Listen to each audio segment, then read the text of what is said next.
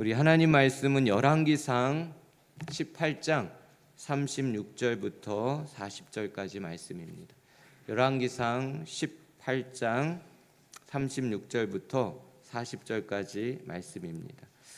구약 성경 548쪽에 있습니다. 우리 한 목소리로 다 같이 합독하겠습니다. 시작.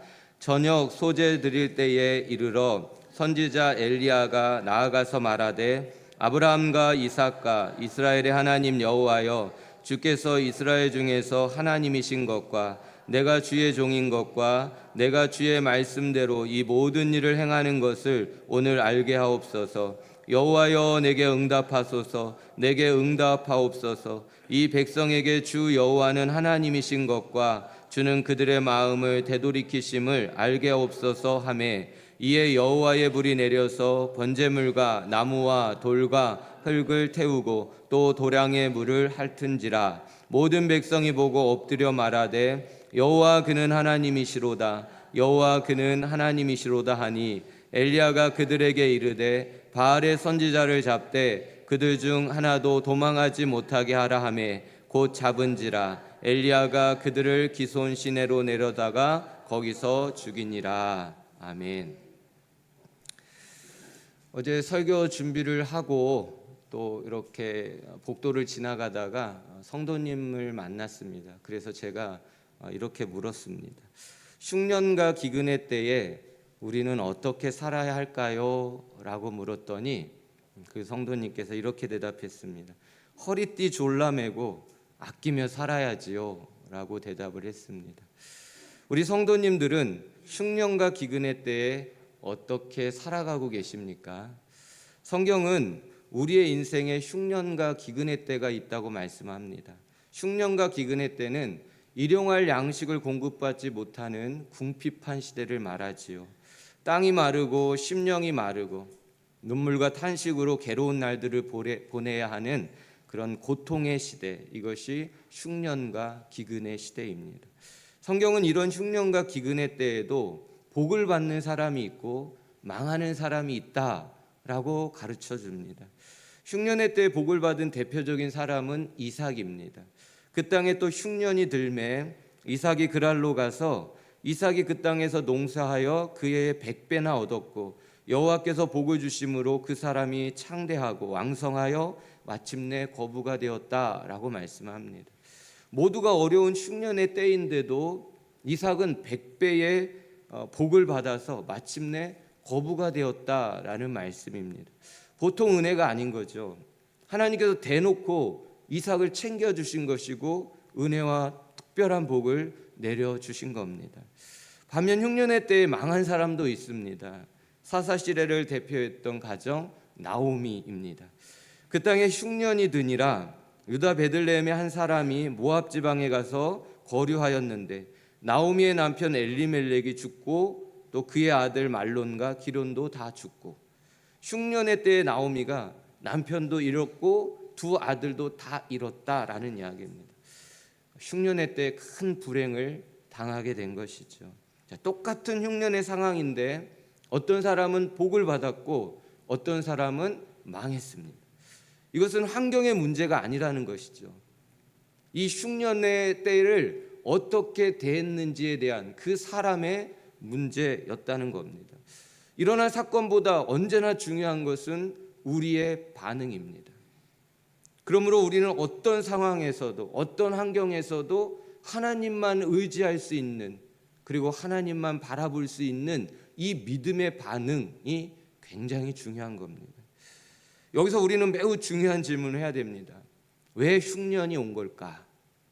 이 흉년의 때에 하나님의 백성인 우리는 어떻게 살아가야 할까라는 이 질문을 반드시 해야 되고, 이 질문에 대한 정확한 분명한 답을 가지고 우리는 살아야 하는 겁니다. 왜냐하면 지금 이 시대가 흉년의 때이고 기근의 때이기 때문에 그렇습니다. 오늘은 엘리야의 이야기를 함께 나누려고 합니다. 엘리야의 이야기 속에는 하나님의 백성들이 흉년의 때를 어떻게 살아가야 하는지에 대한 그 답을 담아주고 있기 때문에 그렇습니다. 그때 사마리아의 기근이 심하였더라라고 말씀합니다. 엘리야가 선지자로 활동했던 그 시대에는 흉년의 때, 기근이 심했던 때였다라고 말씀한 거죠. 또한 이 북이스라엘의 가장 악한 왕이었던 아합 왕 시대였다라는 것도 알 수가 있습니다. 오므리의 아들 아합이 그의 이전의 모든 사람보다 여호와 보시기에 악을 더욱 행하여 그는 그 이전의 이스라엘의 모든 왕보다 심히 이스라엘 하나님 여호와를 노하게 하였더라 그랬습니다. 아합의 죄가 얼마나 크길래 그 이스라엘의 모든 왕들보다 가장 큰 악을 범했다라고 말했을까요? 하나님께서 그의 악을 보시고 심히 노했다고 하셨을까요? 도대체 아합이 지은 그 악행이 무엇입니까? 열왕기상 16장 31절 33절까지를 함께 읽겠습니다. 시작. 시돈 사람의 왕 엣바엘의 딸 이세벨을 아내로 삼고 가서 바알을 섬겨 예배하고 사마리에 건축한 바알의 신전 안에 바알을 위하여 제단을 쌓으며 또 아세라상을 만들었으니 그랬습니다. 하나님 나라의 왕이 하나님을 버리고 바알과 아세라의 우상을 섬겼다라는 이야기입니다. 북이스라엘의 수도였던 사마리아에 바알 신전을 세웠고 또 바알과 아세라를 숭배했다라는 이야기죠. 이것은 마치 교회 안에 목사님이 점집을 차려놓고 예배도 드리고 점도 받다라는 이야기입니다. 교회 안에 이슬람의 머스짓을 만들어 놓고 이곳에서는 예배를 하고 여기서는 알라를 숭배하는 말도 안 되는 이 일을 범했다라는 이야기입니다. 하나님께서 참아 보실 수 없는 치가 떨릴 정도의 끔찍한 죄악을 아합이 하나님 보시는 앞에서 저지르고 있었던 거예요. 아합의 아내 이세벨의 악행은 아합보다 더 심했습니다. 이세벨이 여호와의 선지자를 멸할 때, 이세벨이 여호와의 선지자를 죽일 때, 이세벨이 상에서 먹는 바알의 선지자 450명과 아세라의 선지자 400명을 나오게 하소서라는 말씀을 보게 됩니다. 이세벨이 겁도 없이 하나님의 말씀을 전하는 선지자를 때려잡겠다고 죽인 겁니다.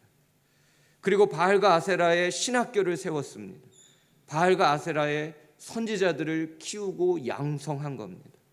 하나님의 나라를 바알의 나라로 만들겠다는 거죠. 겁도 없이 선지자를 죽이고 하나님의 나라를 우상의 나라로 바꾸겠다고 하는 이 음료, 하나님께서 어떻게 하셨는지 아십니까? 장려한즉 장사하려 한즉 그 두골과 발과 그의 손 외에는 찾지 못한지라고 했습니다. 그가 죽었어요. 근데 그 시신이 얼마나 비참한지 산산조각이 난 겁니다. 개들이 와서 그 죽은 시체를 다 먹어버린 거예요. 그런 처참한 죽음을 이세벨은 맛보았습니다. 이 땅에서 죽음도 이렇게 비참할진데 이 여자가 지옥 가서 받을 심판은 얼마나 무섭고 처참하겠느냐라는 겁니다. 아합의 시대는 이렇게 악했습니다. 하나님이 진노하실 수밖에 없었던 겁니다. 하늘의 문을 닫으셨고 은혜의 문을 막아버리셨습니다. 이 땅에 비를 주지 않으신 겁니다. 엘리야가 아합에게 말하되 내가 섬기는 이스라엘의 하나님 여호와께서 살아계심을 두고 맹세하노니 내 말이 없으면 수년 동안 비도 이슬도 있지 아니하리라 선포했습니다. 우상 숭배의 죄로 인해서 이 땅에 흉년이 왔고 기근의 땅이 되었다라는 말씀이죠. 3년 6개월 동안 비가 오지 않았습니다. 백성들의 삶이 얼마나 궁핍했겠습니까? 얼마나 고통스러웠겠습니까? 하나님의 사람 엘리야는 이 기근과 흉년의 때를 어떻게 살아냈을까요? 이 기근과 흉년의 때를 우리는 어떻게 살아내야 하는 걸까요? 저는 오늘 엘리야의 이 이야기 속에서 세 가지의 답을 찾아보았습니다. 그 첫 번째는 하나님께 일용할 양식을 공급받아야 합니다. 하나님께 날마다 일용할 양식을 공급받아야 하는 겁니다. 하나님께서 날마다 엘리야에게 일용할 양식을 공급해 주셨다라는 사실입니다.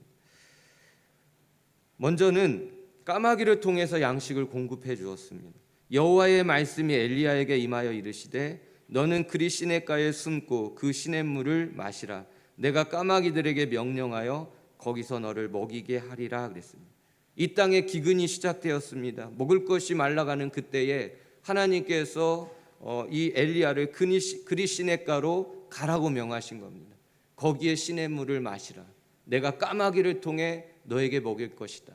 근데 진짜 신기하게도 아침 저녁으로 까마귀가 와서 고기와 떡을 갖다 주는 겁니다. 무슨 말입니까? 하나님께서 기적을 베푸시더라도 하나님께서 먹을 양식을 직접 챙겨주셨다는 겁니다. 어떤 상황이 돼도 하나님은 굶지 않게 만드셨다는 거예요. 가뭄이 점점 심해졌습니다. 그리 시냇가의 물도 마르게 되었습니다. 시냇가의 물이 말랐다라는 것은 이미 그 땅엔 풀 한 포기도 자랄 수 없는 기갈된 땅이 되었다라는 이야기입니다. 그래서 하나님이 엘리야에게 시돈에 있는 사르밧 가부의 집에 가라 명령합니다. 여호와의 말씀이 엘리야에게 임하여 이르시되 너는 일어나 시돈에 속한 사르밧으로 가서 거기 머물라. 내가 그곳 가부에게 명령하여 내게 음식을 주게 하였느니라 그랬습니다. 가장 가난한 가정의 여인을 통해서 하나님께서 엘리야에게 먹을 것을 제공해 주고 또 그의 가정도 살려내겠다라는 하나님의 뜻이었습니다. 실제로 어떻게 되었냐면요, 여호와께서 엘리야를 통하여 하신 말씀같이 통의 가루가 떨어지지 아니하고 병의 기름이 없어지지 아니하리라 그랬습니다. 사르밧의 가부의 집에 갔습니다. 먹을 것이 없었습니다. 내일 먹으면 굶어 죽을 수밖에 없는 그런 상황이었습니다. 그런데 그곳에 하나님께서 먹을 것을, 기름을, 떡, 그 가루를 계속 공급해 주심으로 이 기근의 때에 굶지 않게 그 생계를 유지할 수 있도록 만들어 주셨다라는 겁니다. 하나님께서 기근이 심할 때에도 일용할 양식을 책임져 주셨다라는 이야기죠. 예수님은 하나님의 백성들에게 무엇을 먹을까, 무엇을 마실까 염려하지 말라고 그랬습니다. 이런 것은 이방인들이나 하는 것이라고 말했습니다. 먹을 양식을 걱정하고 염려하는 것, 그것은 하나님의 백성들이 할 일이 아니다라는 거예요. 하나님이 어떤 마음입니까? 어떤 뜻입니까? 내가 하나님이고 너희는 내 백성인데 내가 너희를 굶게 하겠느냐? 어떤 환경과 상황 속에서도 너희의 먹을 것, 너희의 생계를 내가 책임진다. 이것이 우리를 향한 하나님의 마음과 뜻이었던 것이죠. 하나님께서 우리에게 일용할 양식을 베풀어 주시는 방법은 두 가지구나라는 것을 찾게 됐습니다. 하나는 하나님께서 직접 공급해 주시는 거예요. 엘리야에게 까마귀를 공급해서 까마귀를 통해서 먹을 것을 공급해 주셨던 것처럼 광야 이스라엘 백성에게 만나를 직접 내려주셨던 것처럼 하나님께서 우리가 우리의 힘으로 감당할 수 없을 때에는 하나님께서 기적을 베푸시더라도 우리의 먹을 것을 책임져 주시는 이런 공급이 있다는 겁니다. 보라, 내가 너희를 위하여 하늘에서 양식을 비같이 내리리니 내 백성이 나가서 일용한 것을 날마다 거두니라 그랬습니다. 하늘에서 만나가 내려와 가지고 매일같이 비같이 그게 내려오니 일용할 양식을 날마다 거두게 되는 이 기적과 이 은혜 속에 살게 되었다라는 것이죠. 또 한 가지 방법은 우리에게 땅을 주시고 경작하게 하시는 방법입니다. 그 땅의 소산물을 먹은 다음 날에 만나가 그쳤으니 이스라엘 사람들이 다시는 만나를 얻지 못하였고 그 해에 가나안 땅의 소출을 먹었더라 했습니다. 이스라엘 백성들이 가나안 땅에 들어갔습니다. 이제 광야가 아닌 겁니다. 하늘에서 만나가 그쳤습니다. 그리고 그들은 땅의 소출을 먹었다라는 이야기입니다. 무슨 말입니까? 하나님께서 이제는 땅을 주시고 땅에 씨를 심게 하시고 가꾸고 수확해서 그 열매를 먹음으로 우리의 양식을 채워주셨다라는 이야기입니다. 우리에게 일터를 주시고 우리에게 사업장을 주셔서 열심히 일하여 땀 흘려 벌어들인 그 수고로 양식을 얻어 일용할 삶을 살아갈 수 있게 만드셨다라는 것이죠. 자, 여기서 중요한 게 무엇입니까? 우리의 먹을 양식을 공급해 주시는 분은 하나님이시다는 거예요. 또 한 가지는 우리가 받을 일용할 양식은 모두 하나님의 은혜로 주신 거라는 겁니다. 또한 하나님의 은혜로만 받을 수 있다는 겁니다. 광야에서 만나를 얻을 수 있는 것, 먹을 것이 없는 그 땅에 까마귀를 통해서 먹을 것을 공급받는 것, 하나님의 은혜죠. 내게 땅을 주셨는데 그때에 맞게 비를 내려주셔서 소출을 얻게 하심으로 그 일용할 양식을 먹게 하시는 것 또한 하나님의 은혜인 것입니다. 모든 것이 하나님의 은혜입니다. 우리에게 일용할 양식을 주시는 것이 하나님의 은혜인 것입니다. 그러므로 우리는 어떤 상황 속에서도 두 가지를 잘 하셔야 됩니다. 첫 번째는 감사하며 자족해야 합니다. 광야에서도 기근과 흉년의 때에도 날마다 일용할 양식을 주셨고 그 양식을 우리가 받아서 먹고 여기까지 살아왔다면 그것은 은혜 아닙니까? 얼마나 큰 은혜입니까? 매일 아침 만나를 얻을 때 그리고 그 만나를 먹을 때마다 이 백성들은 감사해야 되는 것이죠. 까마귀를 통해서 떡과 고기가 왔을 때 당연한 것이 아니라 하나님의 은혜인 것을 알고 감사함으로 먹을 수 있어야 되는 것이죠.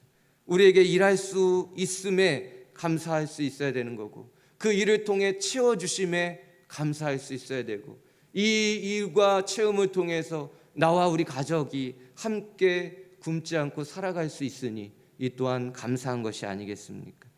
그러나 광야 이스라엘 백성들의 그 감사한 마음이 변질되었다는 것을 한번 주목해 보십시오. 광야 이스라엘 백성들이요 하늘에서 만나가 처음 내려왔을 때 꿀 섞은 가자 맛이라고 감탄을 했습니다. 그런데 잠시 후에 기름 섞은 가자 맛이라고 고백을 했습니다. 그리고 나중에는 이 박한 식물이라고 불평을 했습니다. 그들의 입맛이 바뀐 게 아니잖아요. 그들의 마음밭이 바뀐 겁니다. 매일의 양식에 대한 감사를 잃어버린 겁니다. 감사의 마음이 변질된 겁니다. 내 마음은 어떤지, 내게 일터를 주고 내게 일용할 양식을 주시는 하나님께 감사함으로 고백하며 살아가고 계십니까? 아니면 불평하고 계십니까? 내 마음의 감사를 회복할 수 있기를 축복합니다. 또 한 가지는 말씀 안에 거해야 됩니다. 왜 하늘의 문이 닫혔습니까? 왜 이 땅에 기근과 흉년이 왔습니까? 엘리야가 이렇게 대답을 해줍니다. 내가 이스라엘을 괴롭게 한 것이 아니라 당신과 당신의 아버지 집이 괴롭게 하였으니 이는 여호와의 명령을 버렸고 당신이 바알들을 따랐음이라. 하나님의 말씀을 버렸기 때문에 우상 숭배했기 때문에 하늘의 문이 닫힌 것이고 이 땅에 기근이 오게 되었다는 말입니다. 왜 이삭이 흉년의 때에 100배의 축복을 얻게 된 줄 아십니까? 말씀에 순종했기 때문입니다. 왜 나오미가 그 흉년의 때에 그 가정이 망한 줄 아십니까? 예배를 버렸고 하나님의 말씀을 버렸기 때문입니다. 베들레헴에 있지 아니하고 모압 땅에 갔습니다. 하나님의 임재와 예배가 말씀이 있는 곳이 아닌 이방의 땅, 하나님의 총에 들어올 수 없는 그 모압 땅으로 갔기 때문에, 세상으로 갔기 때문에 그렇게 다 잃어버리고 망한 것이죠. 흉년의 때에 우리가 집중해야 되는 것, 그것은 감사이고 그것은 예배이고 그것은 말씀 안에 온전히 거하는 것이다 라는 말씀입니다. 사랑하는 성도 여러분, 무엇을 먹을까 염려하지 마십시오. 어떻게 살지 걱정하지 마십시오. 하나님께서 우리의 아버지십니다. 그의 그런 걱정은 자녀가 하는 게 아니에요. 생계의 유지에 대한 걱정은 아버지가 하는 겁니다. 만약에 우리가 걱정하고 뭘 먹지 어떻게 살지 매일 일용할 양식에 대해서 염려한다면 아버지이신 하나님의 마음에 그 자존심이 상하게 만드는 거예요. 내가 그것밖에 안 되냐? 그거잖아요. 하나님께서 광야에서도 만나로 먹이셨습니다. 기근의 때에도 까마귀를 통해 먹이셨습니다. 힘들고 어려운 이 시대지만 우리의 생계도 하나님이 먹이고 챙겨 주실 줄 믿습니다. 매일의 양식을 하나님께 구하십시오. 매일의 양식을 하나님이 챙겨 주실 겁니다. 육의 양식만 구하지 마시고 영의 양식도 구하십시오. 매일같이 하나님의 말씀을 구하고 그 말씀을 받아 먹음으로 우리의 영혼이 건강할 수 있도록, 날마다 또한 하나님이 부어주시는 일용할 양식을 통해 우리의 육의 삶도 멋지게 꾸려가실 수 있기를 예수님의 이름으로 축복합니다. 자, 두 번째는 하나님의 왕되심을 선포하고 증명해야 됩니다. 흉년과 기근의 때에 우리가 해야 될 일, 하나님의 왕되심을 선포하고 그것을 증명해 보여야 합니다. 우리 이 말씀 함께 읽겠습니다. 시작. 엘리야가 모든 백성에게 가까이 나아가 이르되 너희가 어느 때까지 둘 사이에서 머뭇머뭇하려느냐. 여호와가 만일 하나님이면 그를 따르고 바알이 만일 하나님이면 그를 따를지니라 하니 백성이 말 한마디도 대답하지 아니하는지라. 엘리야가 지금 이스라엘 백성들에게 무엇을 물은 것입니까? 누가 너희의 주인이냐? 누가 너희의 왕이냐라고 물은 겁니다. 하나님이 왕이면 하나님을 섬겨라. 바알이 왕이면 바알을 섬겨라 라고 말한 겁니다. 양다리 걸치지 말라는 거예요. 두 마음 품지 말라는 겁니다. 입장을 분명히 하라 말씀한 겁니다. 이렇게 노골적으로 물었는데도 저는 하나님을 왕으로 섬기겠습니다. 저는 하나님만 왕으로 섬기겠습니다라고 말하지 못했어요. 말 한마디도 대답하지 않았다라고 하잖아요. 지금 이스라엘 백성들의 신앙은 매우 잘못돼 있었다라는 이야기입니다. 왜 하나님의 백성들이 하나님만 섬기지 못하고 바알을 겸하여 섬기려 했던 것일까요? 바알이 비를 내려준다라고 하는 세상의 말에 미혹되었기 때문입니다. 여러분, 사람의 말은 신뢰하지 못하는 겁니다. 오늘 교회 오겠습니다라고 분명히 말씀했는데 오늘 못 오겠답니다. 사람의 말은 신뢰할 수가 없어요. 사람들이 말하는 바알이 우리에게 비를 내려주신다, 우리에게 먹을 것을 채워주시는 신이다 라고 말했던 이 말을 하나님의 사람들이 믿었어요. 그래서 그렇게 될 줄 알고 하나님도 섬기는 척하면서 바알을 따랐다라는 이야기입니다. 왜 그런지 아십니까? 하나님을 나를 위해서 믿었기 때문이에요. 지금부터 잘 들으셔야 됩니다. 하나님을 하나님으로 섬긴 게 아니라 하나님을 나를 위해 믿었던 거예요. 내가 복 받으려고 하나님 믿은 겁니다. 내 문제 해결받고 싶고, 내 소원 성취하고 싶고, 내 마음 편해지고 싶고, 또 그런 이유로 하나님을 믿은 것이지 하나님이 하나님이셔서 섬긴 것이 아닙니다. 이들은 하나님이 왕이 아니에요.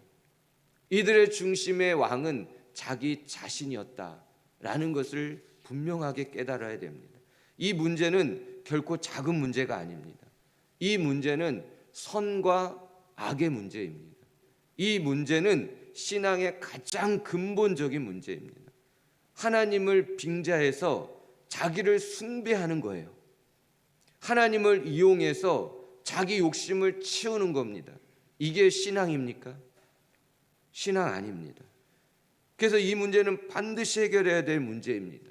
가짜 신앙이기 때문에 잘못된 이 신앙에서 반드시 돌이켜야 하는 겁니다. 태초에 하나님이 천지를 창조하시니라. 성경은 이렇게 시작합니다. 하나님의 주인 되심, 하나님의 왕 되심을 그냥 선포해 버린 겁니다. 성경의 역사를 이렇게 시작합니다. 하나님의 왕 되심을 선포하고 성경의 모든 역사, 인류의 모든 역사는 그렇게 시작했다라는 이야기입니다. 최초의 인간 아담에게 금하신 말씀이 뭡니까? 동상각종 나무의 열매는 내가 임의로 먹되 선악을 알게 하는 나무의 열매는 먹지 말라. 내가 먹는 날에는 반드시 죽으리라 그랬습니다. 이게 무슨 말이냐면요, 아담아, 내가 너에게 세상 좋은 거 다 줄 수 있지만 선악과만은 줄 수 없다, 이 얘기예요. 너에게 세상을 다스릴 수 있는 모든 권세를 다 주었지만 그러나 네가 주인이 아니고 네가 왕이 아니다 라는 이야기입니다. 주인은 오직 하나님 한 분밖에 없다는 것. 온 땅을 다스릴 수 있는 왕은 하나님 한 분밖에 없다라는 것이 선악과에 담겨져 있는 하나님의 진리입니다. 하나님의 왕 되심은 세상 그 누구에게도 양보할 수 없는 거예요. 하나님의 주인 되심은 세상 그 무엇과도 타협할 수 없는 하나님의 절대 주권인 겁니다. 왜 아담이 죄인이 되고 하나님과 원수가 되고 저주 아래에 놓였습니까? 왜 피조물 중에 가장 복받은 그가 자기 자신으로 인하여 피조물까지도 저주받게 한 겁니까? 왜 모두를 불행하게 만든 겁니까? 왜 소중한 삶을 지옥되게 만든 겁니까? 그 영혼을 왜 불구덩이에 들어갈 수밖에 없도록 만든 겁니까? 이유는 딱 한 가지예요. 하나님께서 금하신 선악과를 먹었기 때문입니다. 선악과를 먹으면 하나님처럼 된다는 그 사탄의 말에 속았기 때문입니다. 하나님을 왕되심, 그 하나님의 왕되심을 거부하고 자기가 왕되겠다고 했던 이것을 성경은 죄다, 이것이 죄의 근본이다 라고 말하는 겁니다. 성경에서 말하는 죄가 뭔지 아십니까? 네가 주인 된 것, 하나님을 주인으로 섬기지 않고 네가 주인 된 것, 이것을 성경은 죄라고 말하는 겁니다. 이로 인해 모든 불행과 저주가 임하게 된 겁니다. 내가 주인 되고 내가 왕 되면 반드시 망한다 라는 이야기입니다. 선과 악의 기준이 뭡니까? 무엇이 선이고 무엇이 악입니까? 하나님의 왕되심이 선이고 내가 주인됨이 악인 겁니다. 꼭 기억하십시오. 하나님이 주인되심이 선인 것이고 내가 주인된 것이 악인 겁니다. 하나님을 왕으로 모시고 통치를 받는 믿음이 참 믿음인 것이고 참 신앙인 겁니다. 단도직입적으로 말씀드리면 하나님이 선이고 내가 악인 겁니다. 이것을 우리가 놓치지 말고 인정할 수 있어야 돼요. 교회를 다니고 예배를 드리고 헌금을 드리고 봉사하고 선교에 온 힘을 다하고 내가 목사고 장로고 권사고 집사고 심지어 귀신을 쫓아내고 병을 고쳤다 해도요, 예수님이 나의 왕이 아니라 내가 내 안에 왕이 되면 난 예수님 잘못 믿는 겁니다. 교회 안에 오래 앉아 있는 게 중요한 게 아니에요. 교회 오래 다녔다는 것이 중요한 게 아니에요. 내 안에 주인이 누구냐, 내 안에 왕이 누구냐, 이것이 중요한 겁니다. 예수님을 믿는다는 진정한 의미가 뭘까요? 천국 가기 위해 예수님 믿는 겁니까? 천국 가기 위해 예수님 믿는 거 아닙니다. 예수님을 믿었기 때문에 천국 가게 되는 거예요. 천국 가기 위해 예수님을 믿어주는 거 아닙니다. 복 받기 위해 예수님 믿습니까? 예수님 믿으면 자식 잘 되고 좋은 집 잘 되고 사업 잘 되고 그러기 위해서 예수님 믿는 겁니까? 아닙니다. 예수님을 믿은 것이 복인 거예요. 예수님을 믿은 것이. 예수님 믿는다고 세상에서 말하는 성공이 우리에게 다 주어지는 거 아닙니다. 그러면 순교한 분들은 뭡니까? 그건 저주입니까? 아니잖아요. 예수님 믿은 것이 복이고요, 예수님 안에 사는 것이 복입니다. 때론 가난할 수 있어요. 때론 병을 만날 수도 있어요.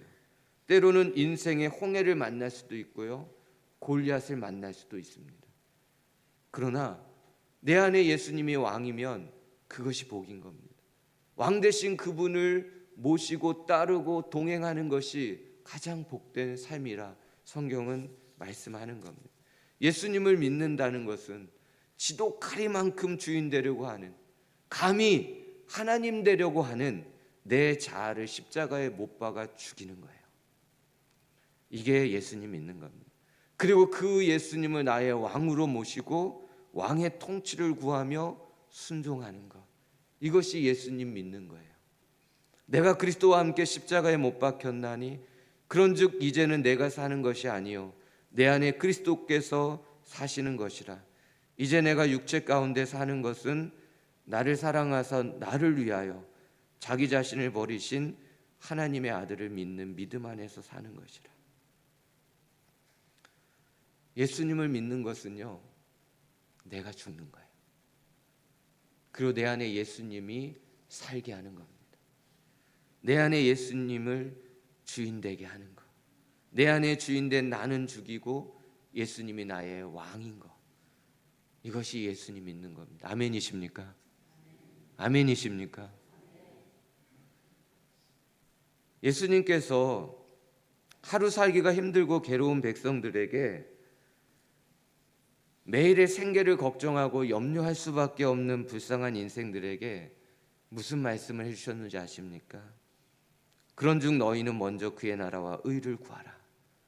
그리하면 이 모든 것을 너희에게 더하여 주시리라. 예수님의 왕되심을 인정하고 왕의 통치를 구하라. 이것이 가장 먼저다. 너희의 먹고 사는 문제는 내가 책임진다. 너희가 진짜 구해야 되는 것은 너희의 왕이 하나님이신 것, 그것을 구하는 것, 그분의 통치를 구하는 것, 이것이 신앙이고 이것이 믿음이고 이것이 하나님을 섬기는 근본이다.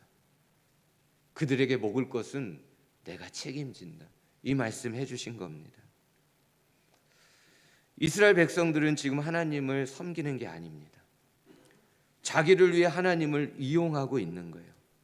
자기 이익을 위해서라면 바알을 따르겠다는 거잖아요. 자기가 손해본다고 여겨지면 하나님도 예배도 말씀도 얼마든지 버릴 수 있다는 거잖아요. 얼마나 악한 겁니까? 자기가 주인된 자기중심적인 이 잘못된 신앙이 얼마나 추하고 더러운 겁니까? 오늘 본문은 바알과 아세라 선지자 850명을 상대했던 엘리야의 기도 내용입니다. 우리 함께 읽겠습니다. 시작. 선지자 엘리야가 나아가서 말하되 아브라함과 이삭과 이스라엘 하나님 여호와여, 주께서 이스라엘 중에서 하나님이신 것과 내가 주인 것과 내가 주의 말씀대로 이 모든 것을 행하는 것을 오늘 알게 하옵소서. 여호와여, 내게 응답하소서. 내게 응답하옵소서. 이 백성에게 주 여호와는 하나님이신 것과 주는 그들의 마음을 되돌이키심을 알게 하옵소서. 이 기도를 저는 이렇게 해석했습니다. 하나님이시여, 바알이 아니라 하나님이 왕이십니다. 저는 바알의 종이 아니라 하나님의 종입니다. 그래서 저는 주님의 말씀만 따르겠습니다. 이 백성들도 자기가 주인 되었던 잘못된 이 신앙에서 하나님을 왕으로 섬기는 참된 신앙으로 돌이키게 해 주시옵소서. 엘리야의 기도입니다. 여러분, 이 한 번의 기도에 하나님께서 불로 응답해 주셨습니다. 이 힘들고 어려운 흉년과 기근의 때에 엘리야가 어떻게 사는 겁니까? 하나님의 왕되심을 선포하고 그가 하나님이 왕이시라는 것을 증명해 보인 거예요. 우리가 이렇게 살아야 하는 거예요. 시돈은 이세벨의 고향입니다. 바알과 아세라 우상의 본거지입니다. 하나님은 엘리야를 적의 심장부에 데려가신 겁니다. 그리고 가장 가난한 가부를 통해서 먹을 것을 채워주셨습니다. 왜 그러셨을까요? 생각해 봤습니다. 하나님의 마음이 이렇게 들립니다. 하늘과 땅의 주인은 바알이 아니라 나 하나님이다. 여러분, 바알의 본고장에서 모두가 굶어 죽어가는 그 상황에서 또 가장 가난한 그 가부, 한 끼 먹고 아들과 죽으려고 했던 그 가부의 집에 먹을 것이 끊어지지 않고 공급하게 하신 하나님의 의도가 무엇입니까? 바알이 왕이 아니라 나 하나님이 왕이다. 이 땅에 비를 내리고 너희의 먹을 것, 그 생계를 책임져 주는 분은 바알이 아니라 나 하나님이다. 하나님이 생명의 근원이시다. 바알이 아니라 나 여호와 하나님이다. 이것을 분명하게 보여주고 알려주고 싶었던 겁니다. 사랑하는 성도 여러분, 흉년과 기근의 때에 우리가 가져야 될 참 신앙은 하나님을 왕으로 모시고 그분을 따르는 겁니다. 왕의 통치를 맡는 겁니다. 내가 주인 되는 거 아닙니다. 나의 이익을 위해서 하나님을 이용하는 것이 아니라 하나님을 왕으로 섬길 때 주시는 그 은혜와 복을 누릴 수 있고 나눌 수 있는 것, 이것이 흉년의 때에 저와 여러분들이 살아가야 될 삶인 줄 믿으시기 바랍니다. 할렐루야. 마지막 한 가지 더. 흉년과 기근이 심해져 가는 이때 우리는 어떻게 살아야 합니까? 깨어 있어야 합니다. 세 번째, 깨어 있어야 한다. 아하방 시대 이스라엘 백성들의 영적 상태는 어땠을까요? 이 시대의 하나님의 백성들의 영적 상태는 어땠을까요? 잠들어 있었습니다. 누가복음 21장에 말세 성도들이 잠들어 있는 모습을 이렇게 소개합니다. 함께 읽겠습니다. 시작. 너희는 스스로 조심하라. 그렇지 않으면 방탕함과 술 취함과 생활의 염려로 마음이 둔하여지고 그랬습니다. 여기서 마음이 둔하여진다는 것은 잠들어 있다라는 말입니다. 잠들어 있는 상태가 어떻다요? 방탕함과 술 취함 그리고 생활의 염려다라고 말씀합니다. 세상에 취해 있는 모습도 성경은 잠들어 있다라고 이야기를 하는 것이고요. 생활에 염려하는 모습도 잠들어 있는 모습이다라고 말씀해 준 겁니다. 그리고 마태복음 24장을 보면 말세에 잠들어 있는 모습을 이렇게 알려줍니다. 함께 읽겠습니다. 시작. 노아의 때와 같이 인자의 임함도 그러하리라. 홍수전에 노아가 방주에 들어가던 날까지 사람들이 먹고 마시고 장가들고 시집가고 있으면서 홍수가 나서 그들을 다 멸하시기까지 깨닫지 못하였으니 인자의 임함도 이와 같으리라 그랬습니다. 말세에 잠든 모습이 어떤 모습이래요? 오롯이 일상만 살아가는 모습. 이것이 말세에 잠들어 있는 모습이랍니다. 심판의 그날, 다시 오실 재림의 그날을 고대하고 기다리며 준비하지 않는 거예요. 그냥 오늘만을 살아가는 겁니다. 오늘의 일상에 매여 있는 이 삶을 성경은 잠들어 있다라고 말씀한 거예요. 세 가지입니다. 세상의 방탕함과 술 취함, 생활에 염려하는 모습, 그리고 예수님의 재림을 준비하지 않는 일상, 이 세 가지를 성경은 잠들어 있는 모습이다라고 말씀해 준 겁니다. 여러분들의 영혼의 상태는 어떻습니까? 세상에 취해 있지 않고 하나님에게 충만해 있습니까? 그래서 술 취하지 말라 이는 방탕한 것이니 성령의 충만함을 받으라. 나는 세상에 취해 있습니까? 아니면 성령으로 충만해져 있습니까? 나는 오늘도 생활을 염려합니까? 무엇을 먹을까? 나 어떡하지? 염려합니까? 하나님 아니면 주님께 다 맡기고 믿음으로 주님 주시는 것 갖고 살아갑니까? 예수님의 재림을 고대하십니까? 그날의 주님 만날 소망을 가지고 오늘을 주님 어서 오시옵소서 이렇게 살아가십니까? 아니면 내게 있는 현실, 내게 있는 이 일상에 매여 그렇게 매일매일을 살고 계십니까? 도대체 나의 영혼의 상태는 잠들어 있는 겁니까? 깨어 있는 겁니까? 잠들어 있는 성도들을 향하여 성경은 엄히 권면합니다. 깨어 있으라. 자 보세요. 함께 읽을게요. 시작. 이러므로 너희는 장차 올 이 모든 일을 능히 피하고 인자 앞에 서도록 항상 기도하며 깨어 있으라. 그러므로 깨어 있으라. 어느 날에 너희 주가 임할는지 너희가 알지 못함이니라. 이러므로 너희도 준비하고 있으라. 생각지 않은 때에 인자가 오리라. 깨어 있으라. 항상 기도하며 깨어 있으라. 준비하고 있으라. 잠들어 있는 이 마지막 시대의 영혼들을 향해 하나님께서 강력하게 말씀하고 있는 거예요. 가만히 생각해 보십시오. 흉년과 기근은 잠들어 있는 영혼들에게 깨어 일어나라 흔들어 깨우신 하나님의 사인 아닐까요? 우리에게 주신 이 흉년과 기근은 일어나 라고 하시는 하나님의 깨우심 아니냐고요. 그러나 사람들은 기근과 흉년 앞에서 생활의 염려에 빠져 있었습니다. 하나님의 깊은 심정과 뜻은 전해지지 못한 채 그저 일상에 매여 있었습니다. 그게 전부였습니다. 이 백성들은 잠들어 있었던 겁니다.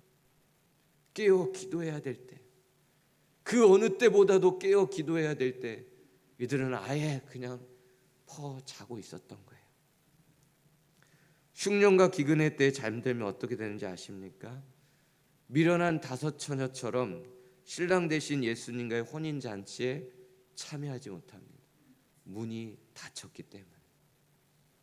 예수님과 함께 깨어 기도하지 못했던 제자들처럼 시험에 빠집니다. 예수님을 부인합니다. 자칫 잘못하면, 주님이 붙들어 주시지 않으면 그의 신앙을 다 잃어버립니다. 깨어있지 못함으로.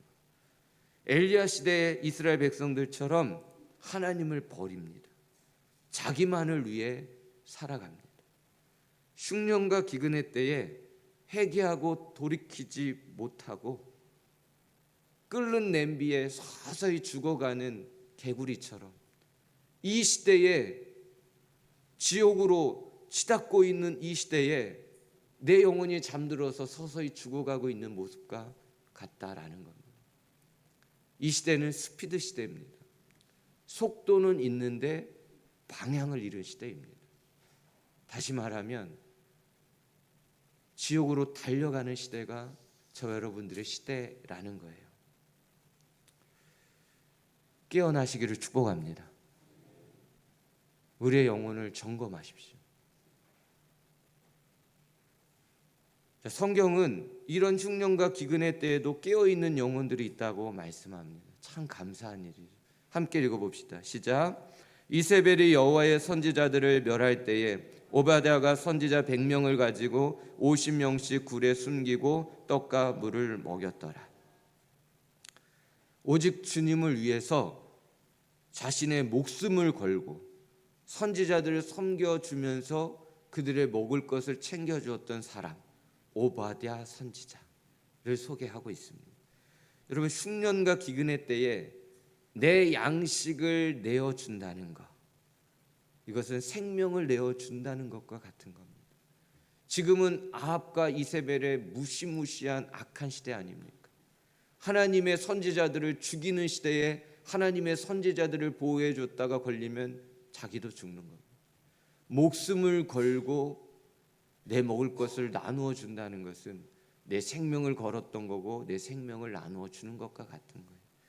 하나님 보실 때 얼마나 좋으셨을까요? 하나님 보실 때 얼마나 감동을 받으셨겠어요? 또 한 말씀을 읽겠습니다. 시작. 그러나 내가 이스라엘 가운데 7,000명을 남기리니 다 바알에게 무릎을 꿇지 아니하고 다 바알에게 입맞추지 아니한 자니라. 이렇게 악하고 음란하고 영적으로 잠들어 있는 이 시대에 더욱이 흉년이 와서 모두가 궁핍하여 굶어 죽어가고 있는 이 시대에도 바알에게 무릎 꿇지 않는 사람들, 바알에게 입맞추지 않는 거룩한 사람들이 있었답니다. 7,000명이나 있었대요. 잠들지 않고 깨어 있었던 겁니다. 오직 하나님을 왕으로 섬겼던 거죠. 하나님만 믿고 의지하면서 이 흉년의 때를, 이 어둠의 시대를 보석같이 그들의 있는 자리에서 빛나고 있었던 겁니다. 사랑하는 성도 여러분, 지금 이 시대는 흉년과 기근의 때입니다. 코로나 이후 모든 것이 좋아질 줄만 알았어요. 그런데 지금은 위기의 시대입니다. 전쟁이 점점 더 확산되고 있습니다. 이상기후를 비롯한 지구적 환경으로 재앙 가운데 치닫고 있습니다. 나라를 잃은 난민들은 눈물과 탄식으로 고통의 나날을 보내고 있고요. 지금도 누군가는 굶어 죽어가고 있습니다. 우리의 현실도 마찬가지죠. 많은 공장들이 문을 닫았다. 매물로 나온 곳이 많다라는 이야기를 들었습니다. 창사 이래로 처음 적자를 보았다라는 말도 들었습니다. 참으로 지금은 흉년과 기근이 심한 때입니다. 앞으로 더 심해질 것 같습니다. 정말 심각한 것은 영적 흉년과 기근입니다. 이 시대는 하나님을 경외함이 없습니다.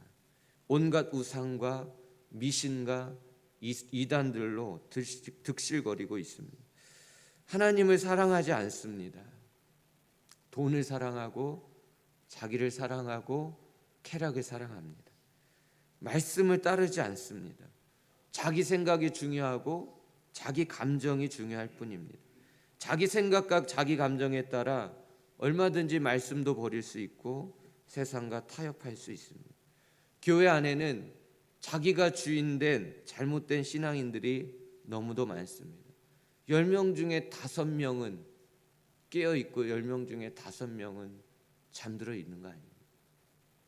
많은 성도님들이 잠들어 있고 많은 성도님들이 예수님을 왕으로 모시지 않고 내가 왕이 되어 예수님을 이용하며 복이나 달라고 하는 그런 신앙생활을 하고 있습니다. 노아처럼 심판의 그날을 준비하지 않습니다.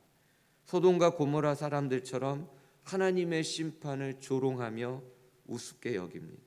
그저 오늘의 안락과 쾌락을 위해 세상에 함몰되어 있고 세상에 집중되어 있고 그렇게 죽음의 길로 걸어가고 있는 겁니다. 영과 육이 흉년의 기근으로 고통하는 이때에 우리는 어떻게 살아야 합니까? 매일매일 하늘의 양식을 구하며 하나님의 공급하심으로 사십시오. 매일매일 하나님의 말씀을 먹으십시오. 매일매일 하나님이 주시는 양식을 먹으십시오. 그리고 하나님께 감사하시고 그리고 하나님께 예배하며 그 안에 거할 수 있도록 집중하시기 바랍니다. 기근과 흉년의 때에도 이삭처럼 엘리야처럼 하나님의 양식으로 부족함 없이 저 여러분들에게도 하나님이 챙겨주실 줄 믿습니다. 하나님의 왕되심을 날마다 선포하세요. 매일 아침 일어나면 예수님이 나의 왕이십니다. 왕이시여 나의 나를 통치하소서. 선포하고 시작하십시오. 태초에 하나님이 천지를 창조하시니 인류의 역사가 하나님의 왕되심으로 선포하고 시작했다면 우리의 매일의 시작도 나의 하나님이 왕이십니다. 나를 통치하소서. 믿음으로 선포하고 시작해 보십시오. 왕되신 하나님께서 이 모든 것을 더해 주시는 은혜가 우리의 현실이 되어질 줄 믿습니다. 마지막으로 깨어 있으십시오. 절대로 잠들지 마세요. 세상에 취하지 마시고 생활의 염려에 눌리지 마시고 일상의 삶에 매이지 마십시오. 매일 하늘을 보고 이렇게 고백하십시오. 아멘. 주 예수여 어서 오시옵소서. 한번 따라해 봅시다. 아멘. 주 예수여 어서 오시옵소서. 이렇게 고백하고 주님 오실 날을 고대하며 사십시오. 환난과 기근의 때가 지나면 천국 문이 열릴 겁니다. 그날의 주인공이 저와 여러분들이 될 줄 믿습니다. 기도하겠습니다. 하나님이 우리의 아버지이시고 하나님이 우리의 왕이시고 주인이시며 예수님은 반드시 재림하실 것이고 약속하신 그대로 다시 오실 줄 믿습니다. 세상이 점점 약해져 가고 흉년과 기근이 심하여 먹고 살 길이 막막해져 가도 모두가 하나님보다 세상과 쾌락과 나 자신을 더 사랑하며 살아간다 해도 하나님 말씀 무시하고 자기 마음대로 살아간다 해도 우리는 엘리야처럼 오바댜 선지자처럼 이름도 없이 신앙을 지켜내는 감춰진 7,000명의 성도님들처럼 흉년과 기근이 심해져가는 이때를 하나님의 왕되심을 위해 하나님의 자녀된 삶을 위해 누군가의 영혼을 돌이키는 일에 아멘으로 순종하며 살아갈 수 있도록 도와주시옵소서. 믿고 감사드리며 예수님의 이름으로 기도드립니다. 아멘.